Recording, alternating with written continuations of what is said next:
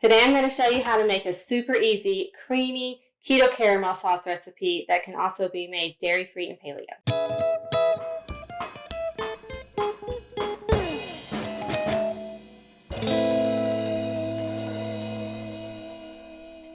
Welcome to Cassidy's Craveable Creations. I'm really excited to share this creamy keto caramel recipe with you today because I've been making it for years and it goes so good with cheesecake, brownies, keto ice cream, or even just eating off of a spoon.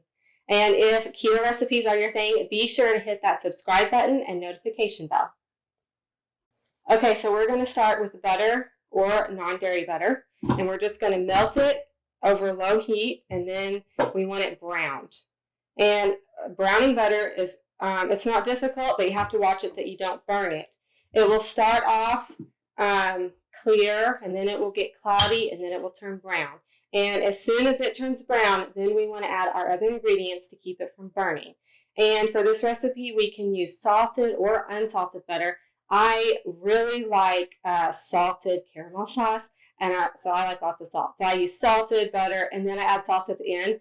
But I understand that that might not be everyone's thing. So you can definitely use unsalted butter, and you can skip the salt at the end. But for me, I'm using lots of salt. Okay, so it was yellow, and now it just now started turning brown. And as soon as you see it turning brown like this, we're going to start adding the rest of the ingredients because we do not want it to burn. Because burned caramel sauce is definitely not good. So now we're going to add the sweetener. The allulose sweetener. I'll come back to that in just a second. Let me get the ingredients in. I'm going to use coconut cream to keep it dairy-free. And paleo. If you are not dairy-free, you can use heavy cream. That's not a problem at all. And I'm going to add some molasses. And before you get all upset that I'm adding molasses to a keto recipe, first of all, it's optional. You don't have to add it, but it does add a really deep, rich caramel flavor that I think is kind of otherwise missing if you don't add it. And it only adds 5 net carbs for the entire recipe. So it's like less than half a carb per serving once you divide it all out.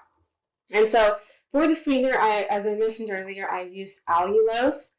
And allulose is the secret ingredient that makes it creamy. Because if you use an erythritol-based sweetener, which are really popular, that would be the Swerve and the Conto brands. And I love them. For some recipes, they're the only keto sweetener that will work.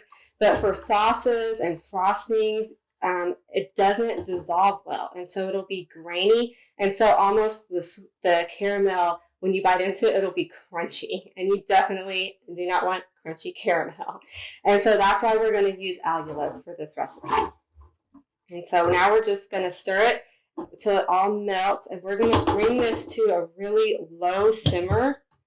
And then we're going to let it simmer for like 8 to 10 minutes. And what's going to happen is it's going to kind of, the water is going to kind of evaporate and it's going to thicken. And it's also going to get a little bit of a richer, deeper taste.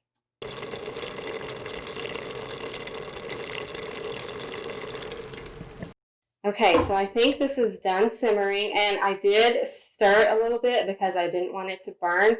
I know in traditional caramel sauce recipes, you don't stir it because the sugar will crystallize, but you don't really have a problem with that with allulose. So I stirred it to make sure the bottom wasn't burning, and now I forgot to turn the heat off, but it is now off. And I'm just going to add some pure vanilla. And some sea salt. Like I said earlier, I love the sea salt. I'm going to put some sea salt in. And it seems kind of thick right now, but it will thicken as it cools and once you put it in the fridge. And it can be stored in the fridge for several weeks. And just remember that when you heat it, you have to heat it slowly. Otherwise, it will be shocked and separate.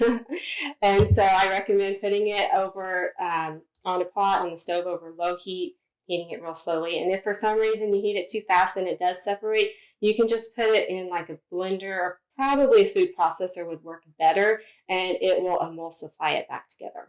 Okay, so this just came out of the fridge. It's been in there about an hour and it's thickened up just a little bit. And I'm going to serve it on top of this keto ice cream that I found at Aldi, which is very yummy. And actually, before I eat the ice cream, I think I'm just going to eat the caramel.